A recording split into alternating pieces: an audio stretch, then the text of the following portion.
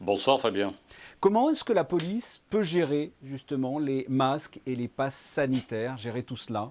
Le propre de la police de la sûreté publique est de s'adapter à tout type de situation. Donc, nous devons nous adapter aux situations les plus simples, les plus faciles et les plus exceptionnelles. À côté de nos missions traditionnelles, Eh oui. dont on peut dire un mot aussi, les missions traditionnelles, ce sont l'ordre public d'abord, la sécurité de la voie publique, avec le retour de l'événementiel.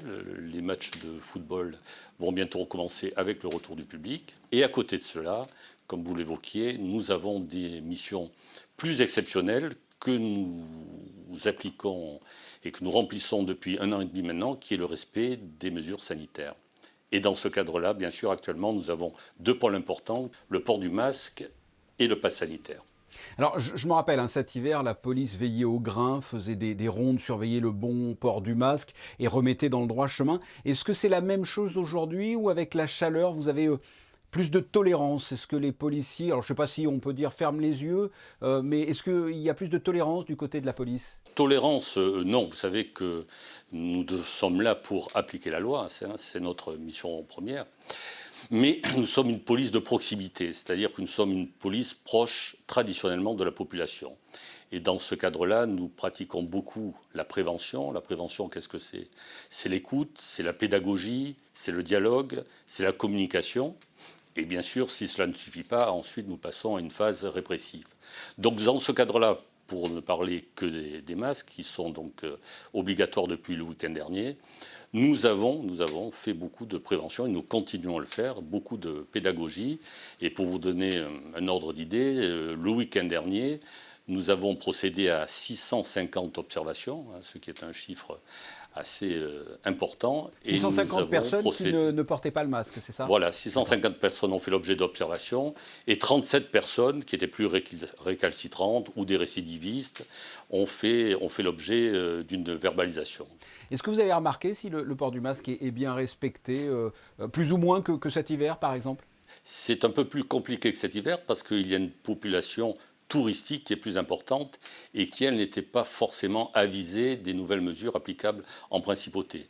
Autant la population résidente est beaucoup plus réactive, et à ce niveau-là, il n'y a pas vraiment de souci. Autant pour les touristes, là, effectivement, notre mission, mais c'est une mission, je dirais, plus générale, gouvernementale de communication, doit être importante, car pour l'heure, c'est vrai que lorsque nous les contrôlons, ils sont assez surpris, parce qu'en amont, ils n'avaient pas eu l'information.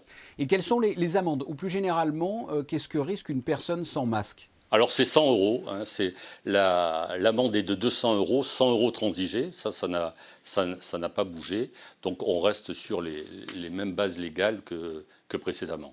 Et en termes de récidive? En termes de récidive, effectivement, c'est plus cher, mais il faut quand même noter que la récidive est quand même très très marginale. Les restaurants, on l'a dit en début d'entretien, sont contrôlés également, puisqu'au Larvoto, un établissement vient d'être fermé pour 4 jours parce que des employés ne portaient pas le masque. Là, on n'est pas uniquement effectivement dans l'avertissement.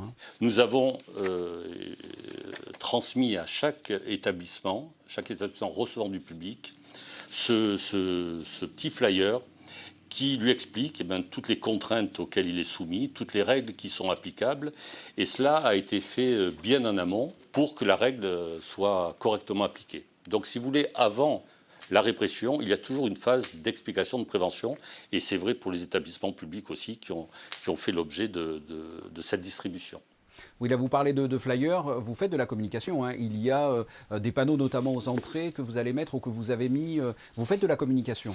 Absolument. Alors, nous avons, à toutes les entrées frontières, nous mettrons aussi ce type d'affiche que nous mettons à jour chaque fois, parce qu'au fur et à mesure de l'évolution de la réglementation, bien sûr, nous l'adaptons. Alors là, c'est plus dirigé vers la population touristique, je dirais, pour que les gens qui rentrent en principauté, notamment sur le port du masque, soient immédiatement avisés. Alors, il y a une communication aussi gouvernementale en parallèle, mais la sûreté publique, bien sûr, est fortement impliquée dans cette communication, puisqu'elle est ensuite chargée de faire appliquer les règles.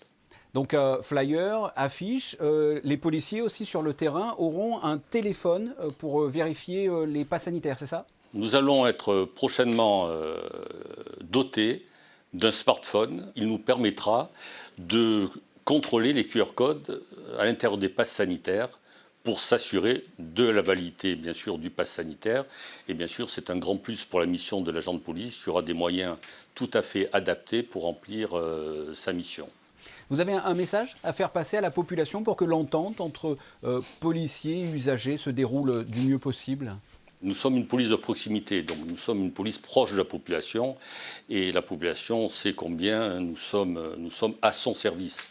Nous sommes un service public au service du public.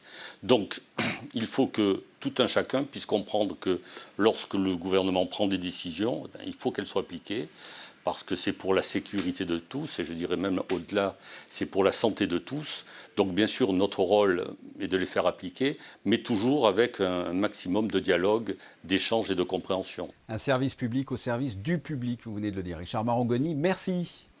Merci Fabien.